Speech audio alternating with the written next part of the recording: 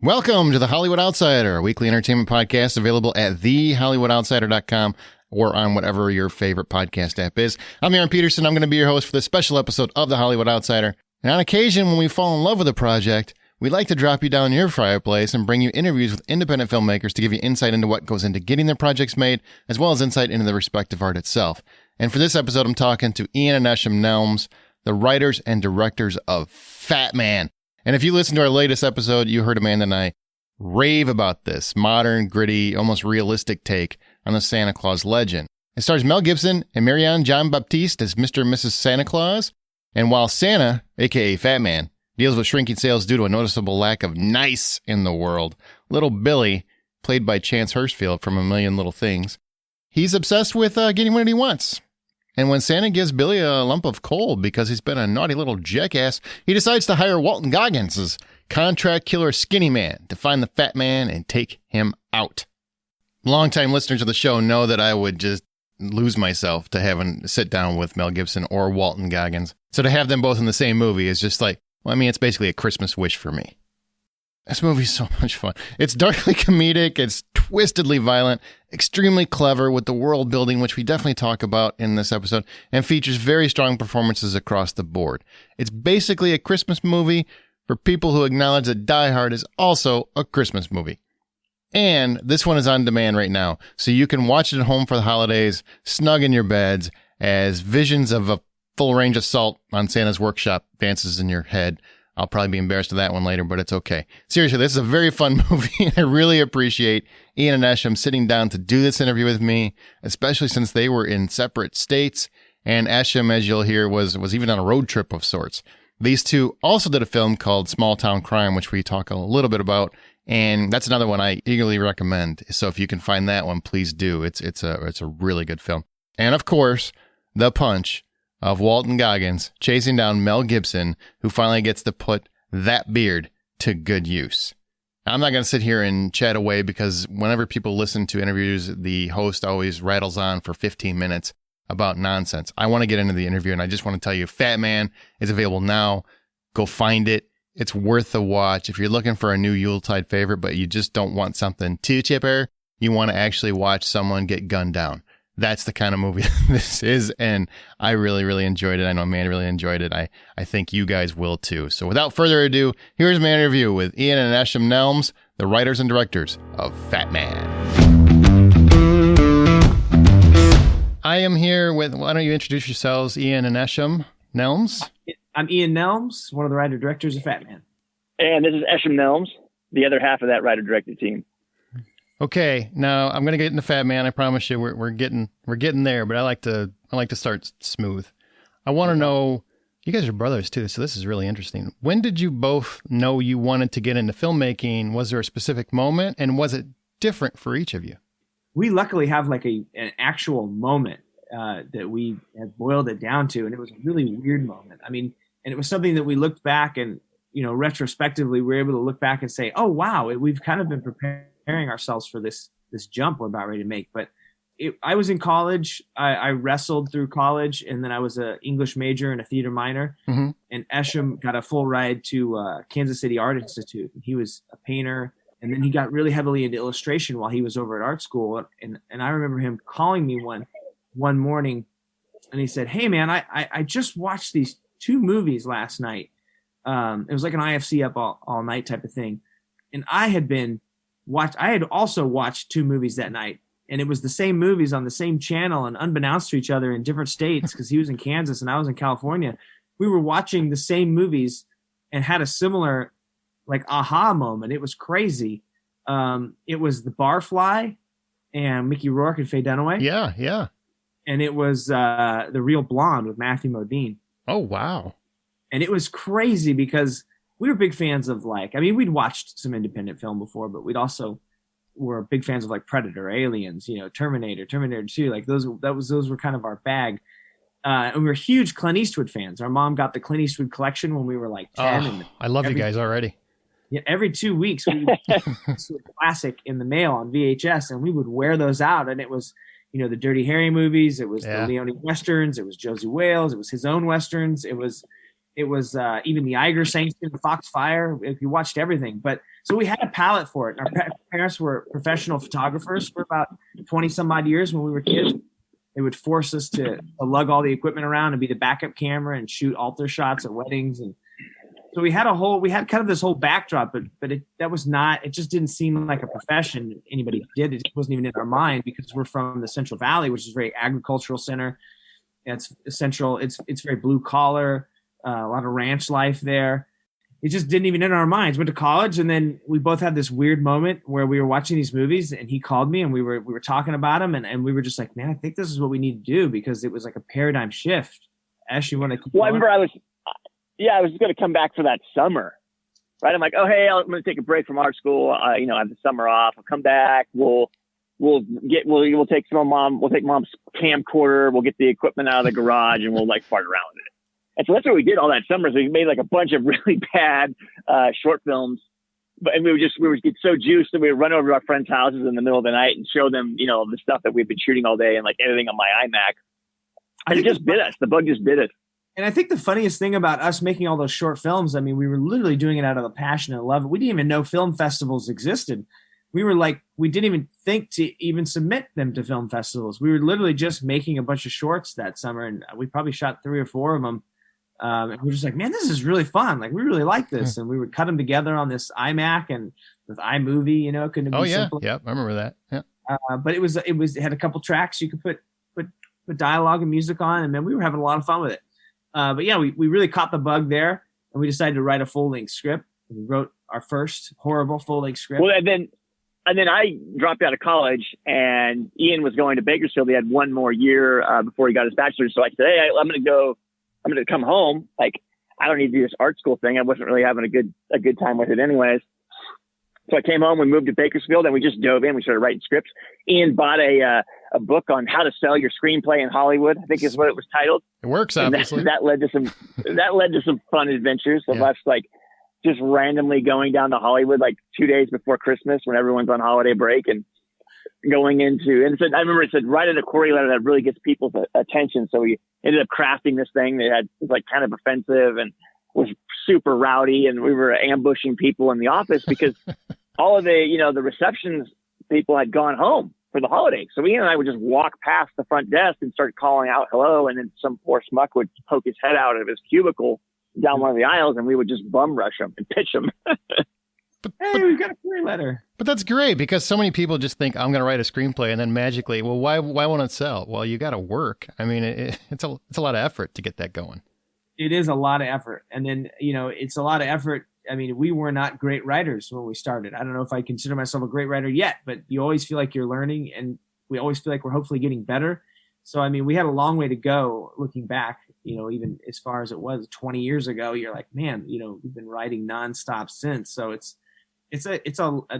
some people are naturally talented at it for sure. But I mean, it was something we had to really work at.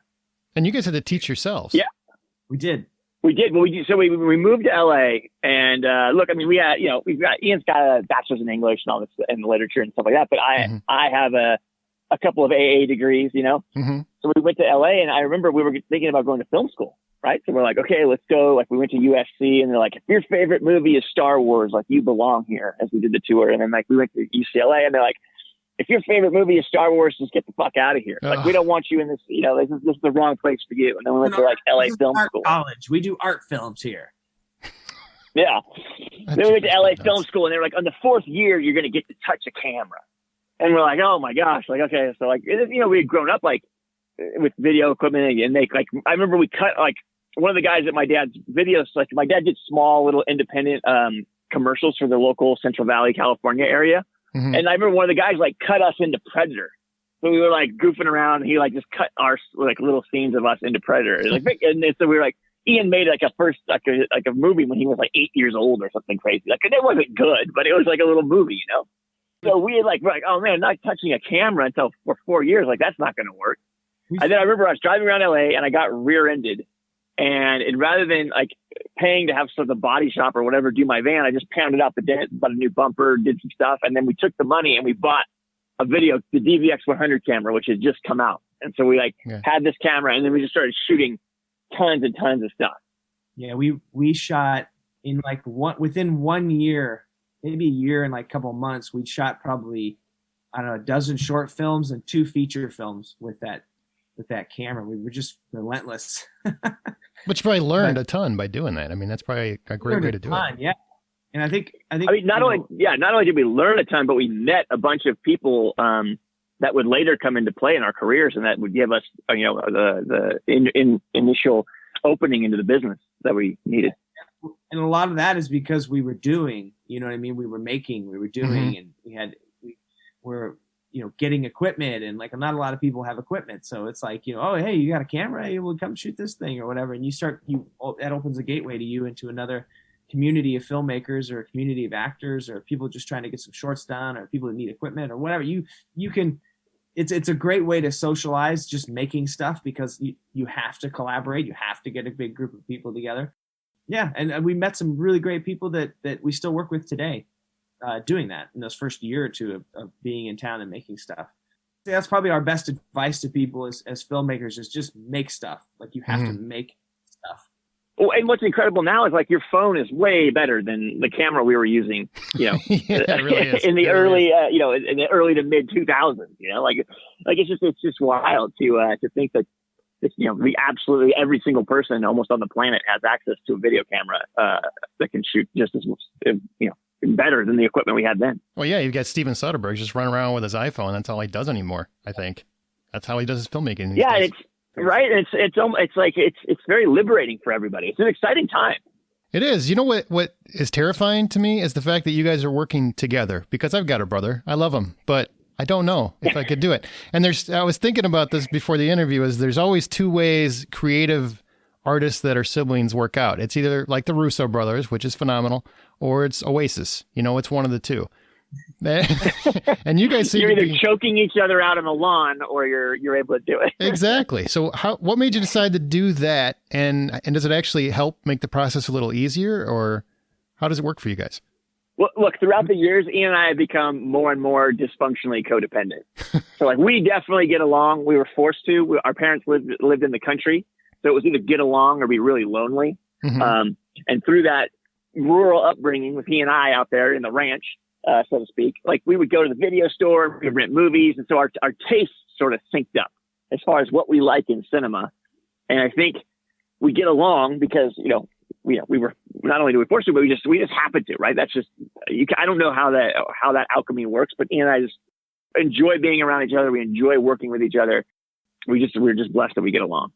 And there's a bunch of cool things that come from it. So I remember way back when I would write on my own, and I didn't have anybody to bounce anything off of. So it's not a lack of confidence. It's just a lack of development, really, because you'll come up with an idea and you'll kind of get stuck in a rut at times, and you can't, like the idea gets stuck. Whereas with when I'm working with my brother, I literally, and I trust him implicitly on what his taste is. So we'll literally just start talking about something, and I'll be like, oh, what if we do this? What if we do that? Or if we get stuck, it's like, okay, hey, that we're stuck. What if we do this? What if we do that? We're able to bounce around ideas, get the ideas flowing a lot quicker. And so it goes through the whole process. So like we bounce the ideas off of each other. When we direct together, like all the fights are won and lost in the writing process. So we pretty much have it down. And then Esh is also a professional storyboard artist. So that helps. Oh, wow. So he'll board every scene, and that's like 2 people sitting across from each other, or like anything, a close up. If it's a close up like this, and that's all the only shot is in the entire scene, he'll board that. Like we have it down. So when we get to set, we're super dialed on like what we're gonna see and what we both want to see, and all those fights are done before we get to set. And if for some reason we don't line up on something, it's literally a quick powwow. Okay, dude, here's what we want to do. It's really fun to spitball ideas.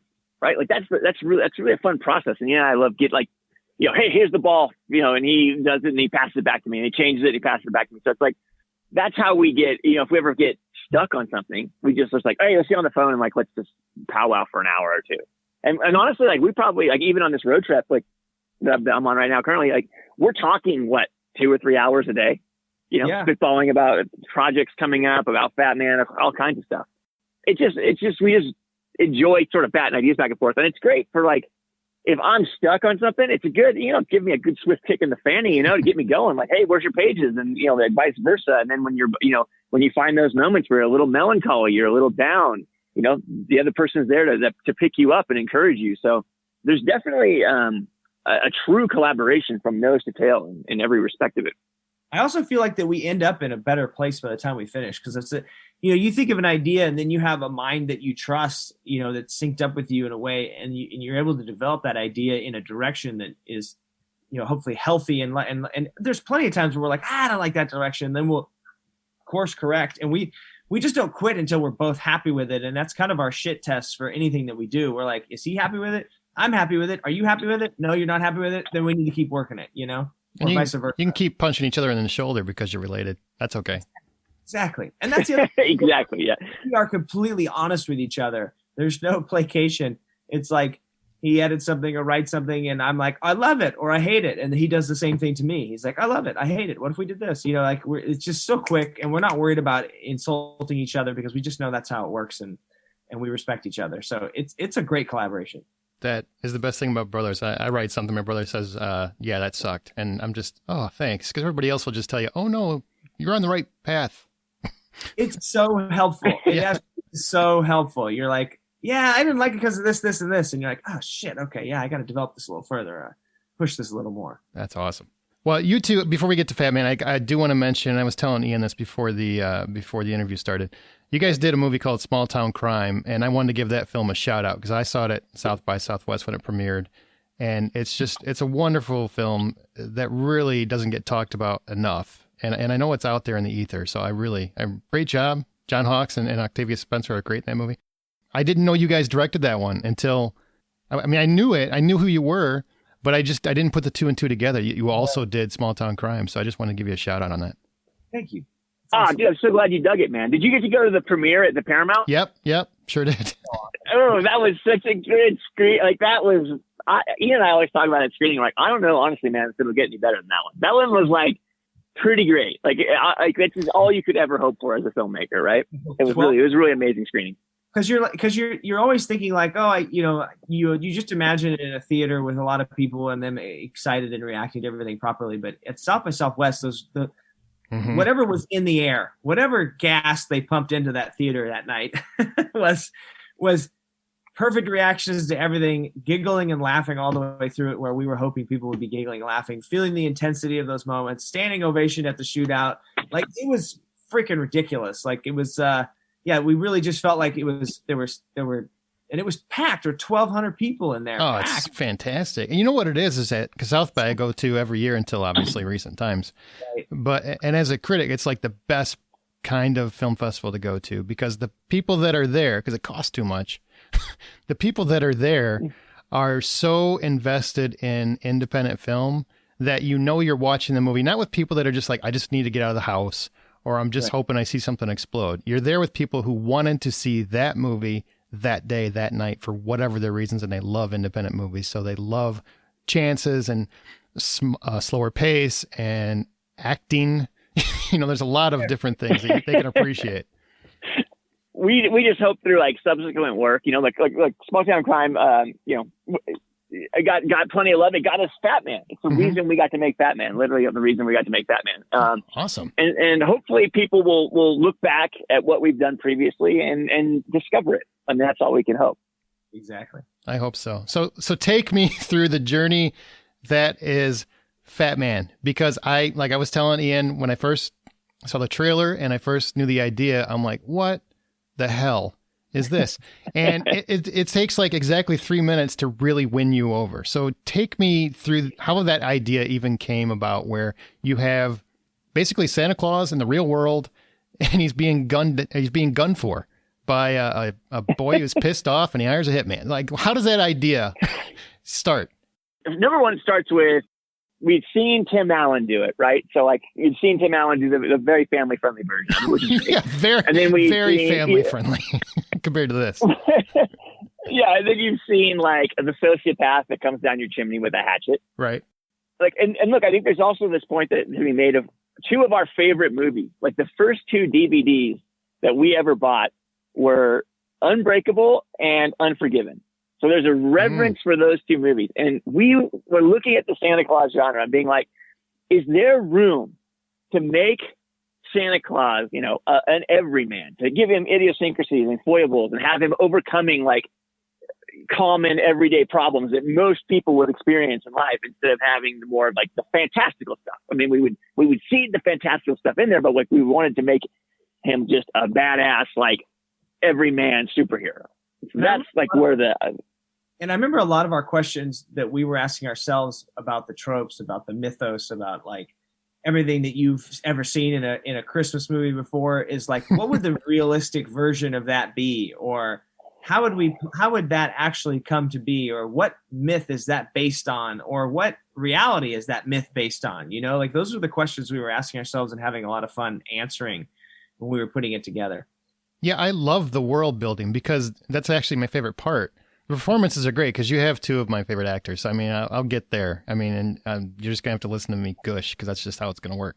But the world building that you do here is so creative. And the fact that I'll talk about the Western aspect in a second, but the world building, how did you come up with some of the aspects? And you kind of alluded to it, but did you literally go through everything you could think of Christmas wise and say, okay, that's how we would put the real world. We would make it a sweatshop, essentially. We would make it small people with jingle bell shoes. I mean, just everything you have in here is so Christmas focused, but also like it could work in the real world. Did you go through everything one by one? So absolutely, yes. So like the bells on the, like we'll just go through it, right? Like, so like the bells on the shoes, we're like, oh, they're working in close quarters, and they're like when you're mountain biking, you have bells on your bike, so you don't crash into people coming opposite way or whatever it might be. So we're like, oh, it's more like indication that they can hear their fellow workers like come around. And then for the factory, we were like, oh, okay, we want this to be an amalgam of decades for like the last 400 years, and they've just taken the best technology and sort of piled it upon each other. And we were really looking at factories from armament factories from World War I and World War II as sort of inspiration. Like, oh, this is like the jumpsuits they would wear, and it's like very utilitarian and practical. And so that's kind of where, and then like we wanted to throw in like the little steampunk vibe and some layers of technology on top of that. Industrial revolution, because that's really where things kind of turned around. Yeah. And I think that would have been a big paradigm for them. That would have been huge for them. So it would have been, everything kind of probably would have circulated around that. So that was kind of our base. It's interesting too, like to think about stuff like we were sitting there going, okay, well, when do people stop? Like, cause Santa, like the first thing you have to establish is like in every movie, Santa Claus is something that kids believe in and adults don't, right? Mm-hmm. So that was the first thing that we had to go and debunk. Like, okay, Santa Claus is freaking real. Everyone believes in him. Like, we got to make some stuff that sets that audience running off right at the top, and like so they understand that. So that's where we came up with like the plaques on the real toys from Santa Claus, yeah. And then that created also like problems in like how do you like when do kids stop getting toys? Right. So these are like all questions we're asking ourselves, like, well, adults aren't getting toys from Santa. So like there has to be a cutoff. So we had like literally go through and think about like, okay, well, when you turn a teenager, you're no longer the child I think that Santa needs. Like his work should already be done by that point. So that's when Ian and I were like, okay, at 12, that's the very last year you can get a toy. And that's when we find Billy. Or when he's in the bar and he has that conversation with the guy about, who he is and what he's doing there. Like we had to go over those rules of like what, so he has this omniscient power, or he has this power of understanding who you are when you're naughty, when you're nice, when you're sleeping, when you're awake. And so like, well, how does that power work? He can't have, 300 million or 1 billion people in his head at all times. He'd be a complete schizophrenic and, unable to function in society or the world. So we were just like, how would that really work if it was like this power that he had? So we were like, oh, well, he would probably have to look at somebody or look at their name and concentrate on them. And then it would all kind of download into him. So that's why when he's at the bar and he kind of glances over and it's like, oh, hey, wait a minute. I see what's happening here. Damn, this guy's got a wife and a kid. What's his name? I got to do something about it. And then when he sees the soldiers, he says, oh yeah, I think he's he says something. He says like, hey, Bob, nice to meet you. But then he also says to one of the CIA guys, he's like, got a little testy there for a little while, didn't it? But yeah, but those were the things we were having to answer and ask ourselves as we were going through it. But But yeah, I mean, there's a certain amount of magic in the film, but then there's also a certain amount of things we didn't want to show. Like we weren't going to out schmaltz, the schmaltzy films. So we were like, Right. We don't want to show these moments of like the sleigh going across the moon and like, him shimmying down a chimney. Like we didn't want to have any of those moments. We wanted to be the movie that showed the in between those moments. What happens when he's leaving the house? What happens when he comes home? What happens when he has to doctor up that bullet wound in the bathroom at home? But yeah, and then throw a couple of monkey wrenches in there as well. Yeah, it's like you never like it's for us. It's like, well, you're not going to see the reindeer hooked up to the sleigh and all that. Like you're going to see him feeding them, like a real life activity. Because our parents have horses, and so Ian and I would have to get up every morning and like feed the horses. And like, oh no, he should be definitely just feeding the reindeer. That's the scene. Like you always see him flying or doing something ridiculous in the movies, and we're just like, well, what happens when he's actually feeding them? Like an animal. Well, to be honest, like the first probably 15, 20 minutes, I actually, because of all the realism that's here, I was debating, I'm like, maybe he's not really magical. Maybe it's just a guy. Maybe it's like Martin Riggs had a psychotic break as a mall Santa, and he's just, this is just where he's at now. So you did a great job with that. Well, and I think a lot of that was like by design, because we wanted you to think, because look, when you're introduced to him, he's not doing a lot of like really Santa-y things, right? He's stopping by the pub. Yeah, exactly. He's target practicing. There's a warmth there. If you look at it, you're like, oh yeah, he's in full blown Santa. But like we were initially wanting to set it up that people would think, hey, this guy's going to become Santa. He's not already Santa. And so then when you discover it down the road, you're like, oh my God, that was like, he's been Santa the whole time. Like I've been watching him and he's like going by the bar and like doing all these really human things. Yeah, the most important thing to us was to set up the character as a human being for like the first 20 minutes so that you could buy into his plight and who he was and who his wife is and where he lives and just kind of get really settled with him as a person before we started piling on the mythos and, oh, now he's working on his sleigh, he's feeding some reindeer, he's got to do this military contract. And I mean, it just keeps piling on, right? I mean, all of a sudden we got elves and and I remember a lot of folks when we were doing our test screening, they were like, I was like, are you going to introduce elves? And I mean, of course you can see them in the trailer now, but they were just kind of like, how far are you going to take this? Like, it's such a grounded approach. Like, how much of it's real and how much of it's not real? So far. We had a lot of fun, pushing those things and pushing when we would reveal some of those things. It was a good time. And I love the underlying Western element. And that's something I wanted to mention. My co-host on our podcast, Amanda, she hates Western. She's basically says it every week. And so she watched this movie, and I knew she was going to watch it. And she loved it. And she was telling me how much she loved it. I'm like, you didn't even know you were watching a Western the whole time. Snuck it in there. It was great. That influence is absolutely there. Ian and I love us some fierce Westerns for sure. Oh, you can tell. I mean, it's totally the young gun coming to, or a portion, an aspect of it is a young gun coming to claim the throne. I mean, that's a portion of it. And I remember when it's a contemporary Western for sure.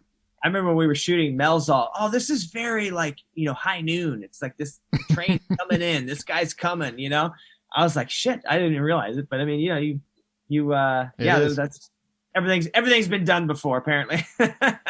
Was there ever a desire to soften the script or even go darker? Like either way, was there, or studios execs or anything? We were pretty set on our tone on what movie we were making. But yeah, I mean, we've been trying to make this thing for 14 years. So the first meetings we took before we had made Small Town Crime were, what is the tone of this? And then finally we were able to make something that matched the tone of it in our minds. And it was Small Town Crime. We said, hey, Small Town Crime is very much the tone of it. It's got crime. It's got, it's got the crime thriller element. It's got the drama. It's got action. It's got dark comedy in it, but it also has this underlying Western vibe to it. And we were literally able to just point back to that and say, that's the vibe of this movie. And that's what helped us get it launched, because for the 10 years or 11 years previous to that, it was like, what is the tone of this? How are you going to approach this? Because this is very director dependent. Whoever you give it to, it's going to slightly sway one way or another. And we did take meetings where they were like, I think this should be a buddy movie, make it funnier, make it more PG. And we're like, nah, that's not really, like, you've seen those movies. Like, that was the whole point, was to do something different. We were like, yeah, that's been done before. Like, have you ever seen the movie Dutch? Like, that's the movie you're talking about. But yeah, we'd seen a lot of those movies before. And if you watch like Christmas Chronicles, like, they've got all the wonderful schmaltzy holiday things in there. And it's great. I watched it with my kids. We loved it. But that's exactly the antithesis of what we were after doing with this film. You know, we wanted to make a Christmas movie for adults. I watched both of those on the same day, actually. That's perfect, man. Perfect. It was the antithesis. And I'm just sitting here going, and these two were in a movie together. So I'm trying to connect. Maybe Tequila Sunrise is somewhere before this. And by the way, I want to talk about the actors, obviously, but thank you for making me hate Chance Hurstfield, because I watch A Million Little Things, and he's a sweet, sweet kid, and he is an utter prick. He's very, very good at it. I really, really appreciated that. I'm like, we weren't familiar with his work before we hired him, and he sent us a tape, and we were literally so scared that he was going to be just a little shit to work with because he had done such a good job with the character that we were like, okay, we got to Skype with this kid. He's phenomenal, but we got to Skype with this kid. We got to make sure we can actually work with him. He's just going to be a little tyrant on set. And then talking to him, he was the sweetest kid on the planet, and so skilled. Like, you know, on the Zoom call we did with him, or the Skype call we did with him, he was like, tell me to make some changes. And we're like, okay, well, try this, try that, you know, and send us a tape back. And he's like, no, I want to do it now. I want to do it right now live. We're like, oh my God, okay.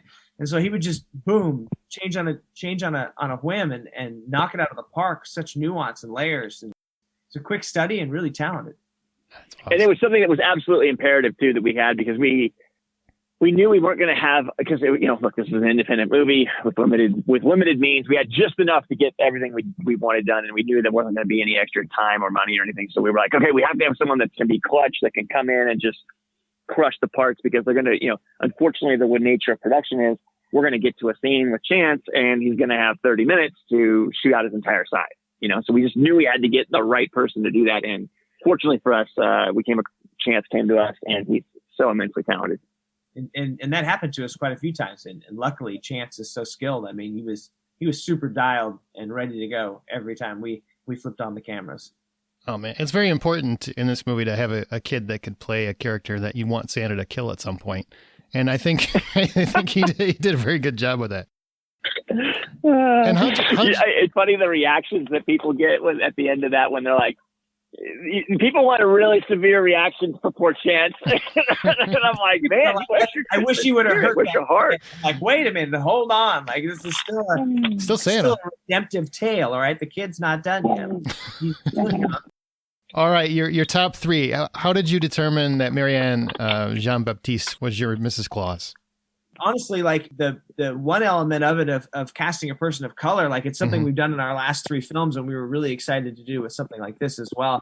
Take a very iconic character and subvert your expectations of who she is and what she is. And it was fun to play with that, because especially right off the top, I remember like when we were doing the test screenings, like a lot of people were like, who is this woman? Who is this woman? Is she like working with him, or she's like running his business in some way? What's all this business talk? It just wasn't dawning on them that this was going to be Mrs. Claus or his wife right off the bat. It took like two scenes where they're like, wait a minute, holy shit, this is Mrs. Claus. Whoa, okay.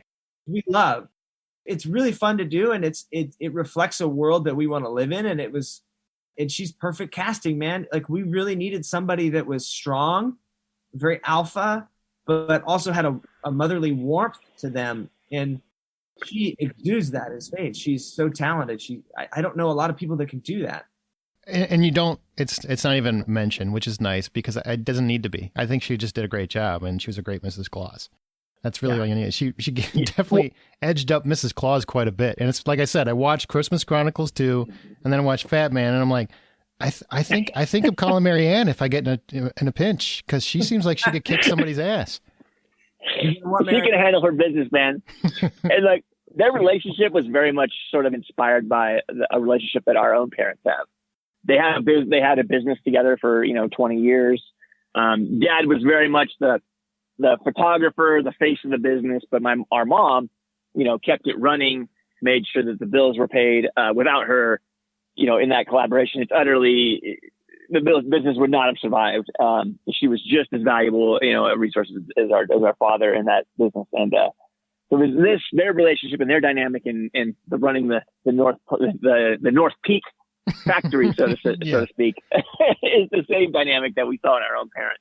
And another thing is, like, we really enjoyed was Marianne's British accent. And for us, it just added like an international quality that we really dug. True. Yeah, true. Yeah, like our mom was a wonderful photographer as well, but like it was like my mom started working with my dad. Is how they met, and then he, you know, obviously they got married, and then she became a, you know, it was he and she were the head photographers, very talented, but she was the only one that could keep the entire business straight.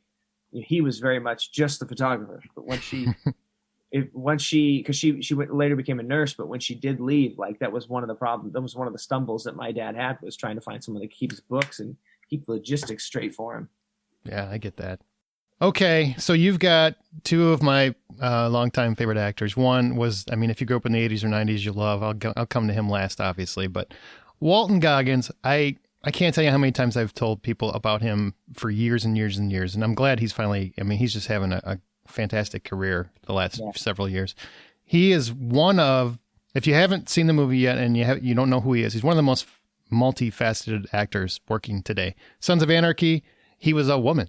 In Shield, Justified, Hateful Eight, The Unicorn, which is still a role I don't understand, but he's really, really good at it. And here, I was just really excited to see, well, what's he going to do? He's going to play a hitman. And he's great at that. There's literally nothing this guy is not great at. So how did you come, well, first to land Walton Goggins, because I think he's fabulous. And how did you decide he was the right fit? We'd talked to about a dozen skinny men, and we didn't have anybody in our head. Mm-hmm. I mean, we had a maniac character, and it was like, okay, who's gonna? And we had a lot of. So you're wide open. You're wide open for this. Yeah, we had some great options staring at us, and then an agent at our agency was like, "Hey, would you guys want to meet up with Walton Goggins?" We're like, "Oh fuck, that's a great idea! Like, it's fantastic." And so we sat down with him at a restaurant, and he literally, like, you know, just took over the character, because it was like, we're talking about it, great, yeah, da da da, and then right in the middle of the cafe, he would like stand up and be like, "And I'm right there, and there's an elf, and I'm staring him down." And we're like, "Holy shit!" Like, everything just kind of like evaporates around that guy when he wants it to happen, and he just gets in the zone.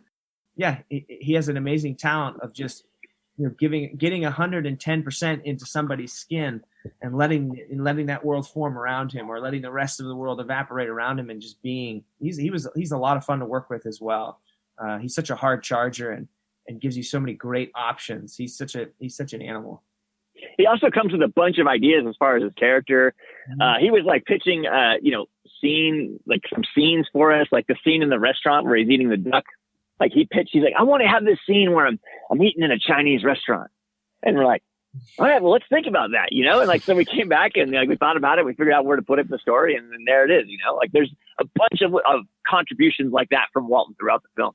He's really good at telling that lady, I don't want to spoil anything, but telling a person at a certain point in the film to basically shut the fuck up. And I'm like, that's a very unappreciated skill that many actors do not have. Like, you don't hate him in that moment. You're just like, I get it. And I see where he's coming from.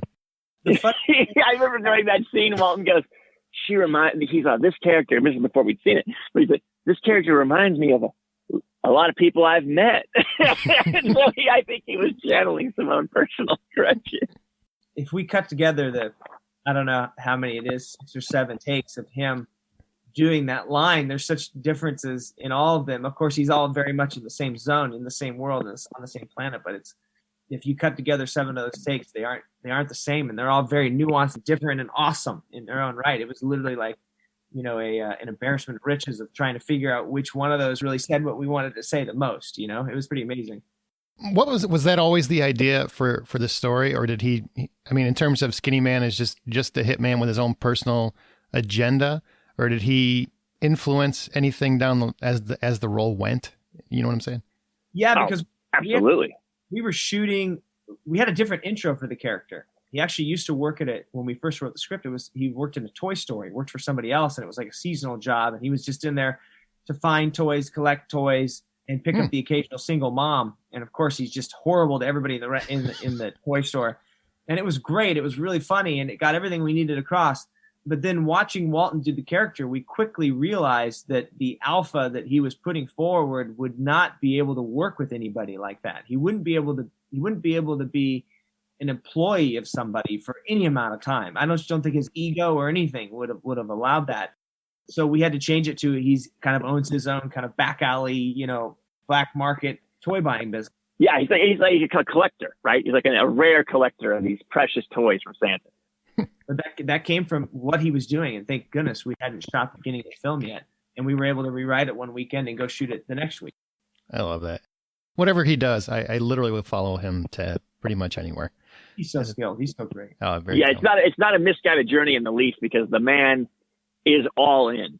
And when you're all in, I don't even know if failure is possible, to be honest. Like, when he's so thoroughly committed to everything he does, you're going to get some version of success with him, no matter what you're doing. Yeah. So committed, and it's real. Like, that's the whole point, right? Is to give a performance that feels real. So no matter what he's doing, it's going to be real. Oh yeah. Oh man, Hateful Eight, when he's just going at it with Sam Jackson, I'm just like, so many actors would just be so nervous to even say a lot of that dialogue. And he just chews it and spits it out. It's great. Yeah, and it seems like it just comes effortlessly from him, you know? Oh yeah. Boyd Crowder is one of the best characters of television of all time. Okay, so go from Walton Goggins to one of the most celebrated actors of all time, really. And, you know, if you grew up in the 80s and 90s, he's a staple. How did you get Mel Gibson to sign on to play this? And why did he get so excited to play it? Because it was a pretty, you know, it feels lucky from our perspective, in that we saw him at a screening for Hacksaw Ridge when he was doing the award circuit. Oh, great movie. And it was very much near the end of the award circuit for that movie.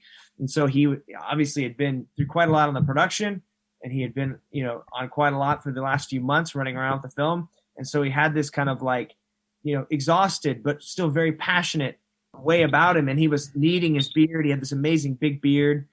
And that weight of the world that we felt on his shoulders while we were watching him during the Q&A, and that passion in the eyes, is exactly the combination that we were hoping for with our Chris character, because it's a guy who is being sort of crushed by, you know, his own hopes of wanting to create and find a world that appreciated his altruism, or appreciated his benevolence, or was generally good. And now it's all kind of fallen apart, but he still has the passion for what he's doing. It's just he's now trying to figure out how to get his mojo back, or how to get the world back on track. Mm-hmm. And that vibe came right across in that interview in a different way from his perspective, but from ours and what we were looking for, it matched right up.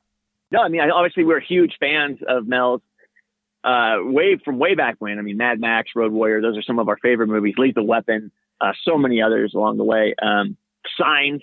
You know, I mean, we just love the guy's work, and so we're absolutely, respect him as an actor. So we were utterly thrilled to see him there live in person, and think, oh man, we could, you know, he really would be a consummate Chris. Like, we need to get him. Mm-hmm. When we were trying to get the script made, we reached out to his agent and we said, hey, you know, we've got this script. It's crazy. We think he'd be wonderful. And he said, okay, well, hey, write me, you know, so we wrote him like a page. We wrote Mel like a page of why we thought he'd be amazing for the role. And, you know, he's got that beautiful beard. And I think like, for us, you're the guy. And then 2 weeks went by and we're like, you know, putting all these meetings together for financiers and for producers and to talk about it, see if they want to do it. Then we got this email in the inbox, and it said, hey, I like the script. I thought it was really funny. I'd love to sit down for a chin wag. Chin wag? He's really Australian still. We were like, what's a chin wag? And so it didn't have. And it wasn't signed off appropriately. It was like, it had no sign off, and the email address wasn't like MelDude25, right? It was just like very ambiguous. Yeah. So we didn't know who it was. So I wrote him back and I said, oh, hey, thank you very much. Just thought it was another producer trying to get sit down to just talk about it. And he was like, oh, hey, sorry, I forget to sign off. This is Mel. And I was literally just like, oh my God, like what? And then, you know, Ash and I hugged. And then it was like, hey, now can we get a meeting with him? And they said, yeah, okay, you can get a meeting with him for 45 minutes at a cafe. So we went and sat down with him, and it turned into 3.5 hours of us just, you know, chatting about movies and chatting about life and chatting about Fatman. And I remember the real moment that we were hooked with him is when we knew we had the right guy, is when he was talking about the moment we were standing on the balcony addressing the elves. And he was like, I just think that's a moment where I would be almost ready to cry. He's like, I feel like that's a moment that would just be devastating for me to have to tell these guys. And we're like, yes, exactly. And he goes, and that's why I think that's what's going to make it so funny. And we were like, exactly. Like, so like he immediately got the layers and the very grounded approach that we were after with it. Yeah. He kind of said, oh, you know what? I feel like this guy's an old cowboy, and that's very much an aesthetic that we responded to. And we were very much, this in our eyes is a contemporary Western. So like him saying that, we knew we were right on the same page. Exactly. And he puts a lot of a surprising amount of heart into the role. I mean, it's a guy who, man, I don't want to subcontract to the U.S. military, but I got to keep things going because people aren't as nice as they used to be. I mean, it's just like it's a really clever undercurrent of the screenplay, but he plays it really, really warm and heartfelt and emotional, and it's something I didn't expect. I mean, and that was the great thing about all of everybody in the film, honestly. But I mean, especially our 4 leads and 2 supporters are, like you could say that Elf 7 and Captain Jacobs are kind of our 2 main supporting cast outside of our top 4. I think it comes down to casting. It comes down to just getting the right people. And these people are so good. They really understood the layers that we were after. They really understood the material. They understood where all the humor was and how we wanted to play it straight. And it's just, I mean, like Mel and Marianne, that relationship between them, they were so warm and comfortable and easy and effortless on and off screen. I mean, they were just cracking jokes with each other and punching each other in the shoulder in between takes. It was fun. It was really fun to watch them. You were just like, oh man, I could feel the chemistry between these two. And it totally came off on screen. It was a really great experience with everybody, all the cast that we had. They were all just so fun to work with. But how is it to direct an Academy Award-winning director? That's what I want to know. I mean, I'm sure everybody wants to know, what's Mel Gibson like? I want to know what it's like to be directed by a guy who's got an Academy Award for directing. Thank goodness he's incredible in front and behind the camera, so he has an incredible understanding of what that takes on either side of it. So I think that's probably where his base comes from and how he approaches it. But he was incredible because instead of like coming up to you and trying to get you to do something or he had a wonderful bedside manner that he would come up and say, hey, this is your movie. I'm totally 100% in, like, with what we're doing here. And I love this. And I love how it's going so far or whatever. And then he would say something like, and I want to, what do you think about this line? And don't have to take it. We can throw it out. He would immediately disarm the situation by saying, this is just a suggestion. You don't have to take it. I guarantee you that's just his knowledge of like, in front and behind what he would need to make a movie, what kind of commitment he needs from an actor. And he was just 100%, 110% in as an actor and was incredibly respectful and collaborative to us as directors, because when he did have a suggestion, he would come up very kindly and say, you don't have to take it, but what do you think if I try this? And of course we're like, let's try it. Let's take a run at it, And I think that's always should be your best approach, because that's why you bring these people in, is because they're so talented. Yeah. You should let them be talented, And there was a lot of days out there where it was really pretty brutal conditions. I mean, we were shooting the final climactic, standoff between them. And it was about, it was negative 30 degrees out there. It's really, really chilly. And, Ian and I are dressed to go summit Everest, and Mel's out there in his costume, some fingerless gloves, he's got to do some gun work. So he's got to be able to articulate the pistols and all that stuff. And honestly, like, he would stay out there no matter what. And he'd be sipping a green tea and just chilling in between takes. And we're like, okay, Mel, hey, we shot your side out. Like, you can go back to Warmington. He's like, oh, no. You guys are all out here. Like, I'm out here with you. I'm not going back to a Warmington.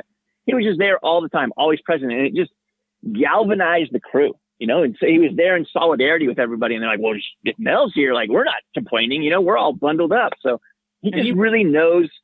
He wouldn't just hang out there either. He was literally like telling stories and laughing and chumming it up and telling these, and people would ask him all kinds of questions, as you would someone, one of the greats like that is standing right next to you. You're just like, what was it like to, from the PAs to the producers? He'd be telling stories and regaling. And when people had questions like that about, oh, in Apocalypto, how'd you do this? I mean, we were pumping him for as much as we could. You got an asset like that, you want to use it. That's awesome. I mean, I remember he was telling us, like, I double printed frames on Braveheart. And we're like, double printing frames. Like, we double printed frames with Fatman because of that. That's awesome. I mean, you figure a guy, he's probably been asked a bazillion questions about directing, and you'd think he'd get tired, but the fact that he would still reach out There's a real passion I there. honestly don't. He is so in love with movies and all shapes, sizes, capacities. Like the dude literally loves everything about filmmaking. I don't think he'll ever get tired of it. I mean, I heard him tell the same stories to like 25 different people in the same day, and they were equally as exciting every time I heard him tell it, because I had asked him, what happened on this movie or whatever.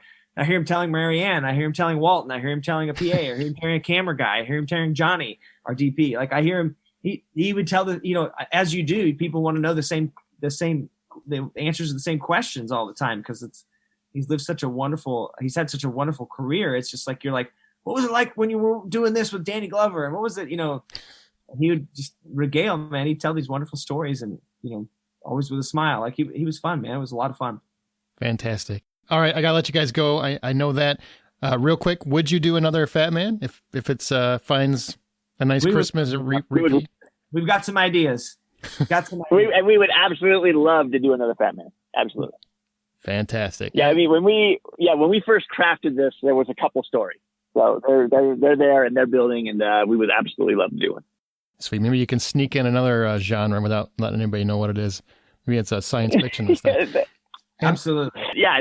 Looking, I definitely, I don't know if that'll be in the Fatman genre, but Ian and I are definitely looking to put our toes into the horror sort of sci-fi genres and to bring our tone to that. So we're excited about the future. Well, thanks you guys for doing what you do, and I'm looking forward to what you do next. Do you know what you're doing next yet, or is it still?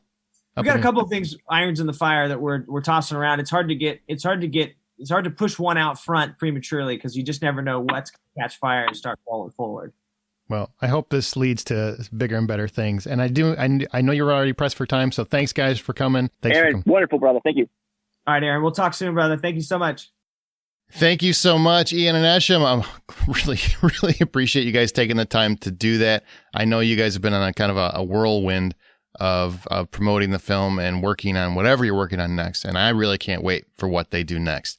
These guys are writers and directors from my own heart. Like, I really, really do wish them the best. I think they're going to be a huge success, and I look forward to seeing what they do next. Thank you guys for listening. As always, we really do appreciate it. Please remember that we have a new episode every single week, and you can find everything about the podcast at thehollywoodoutsiders.com, as well as reviews and other things. And we are in whatever podcast app you currently use. Just look for The Hollywood Outsider. Be sure to hit subscribe and come back for our weekly episode. Thank you so much. I hope everybody has a wonderful holiday. I hope you do check out Fatman. And I really do hope you love the insanity that is Walton Goggins trying to take out Mel Gibson's Santa Claus. I think you're going to enjoy it. Okay. Thank you so much. Once again, this is Aaron Peterson reminding you that the next time you head into a theater or sit comfortably on your couch and watch Fatman, buy popcorn.